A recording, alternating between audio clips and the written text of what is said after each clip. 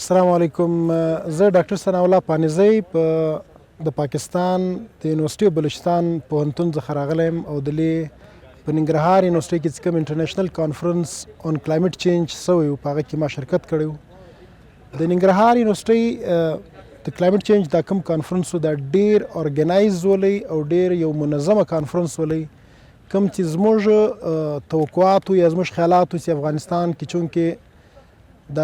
تعلیمي کانفرنسونه ډیر کم سوي دي نو دا به ډیر داسې یو په عام توګه باندې یو کانفرنس وي، مګر دلته چې موږ رالو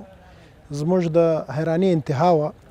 چې په اوله ورځ باندې چې کوم اناګوریشن سرمني وله په هغه تقریب کې 8 وزیرانو له کابل څخه راغلي وو او هغو پر کلایمټ چینج باندې د خپلو چې کوم د دوی شعبې دي یا د خپل وزارتونه دي د هغو پروګرس یې و دې کانفرنس ته پیش کړي او په دویمه ورځ باندې بیا په ننګرهار پوهنتون کې 6 ځایه په مختلفو حالو کې تحقیقي مقالې پیش شوې چې په هغه کې له برطانیې، له امریکې او له انډیا، له پاکستان او دا نور له تایلند هیوادونو څخه خلک راغلي وو. هغو خپلې تعلیمي مقالې پیش کړې. نو انتهایي منظمه کانفرنس و. د دې کانفرنس چې کوم آخري ورځ وه هغه په ناکاموره پارک ننګرهار کې وسوله، پای ته ورسېده چې په هغه کې هایر ایجوکیشن افغانستان چې کوم منسټر و هغه راغلی و او هغو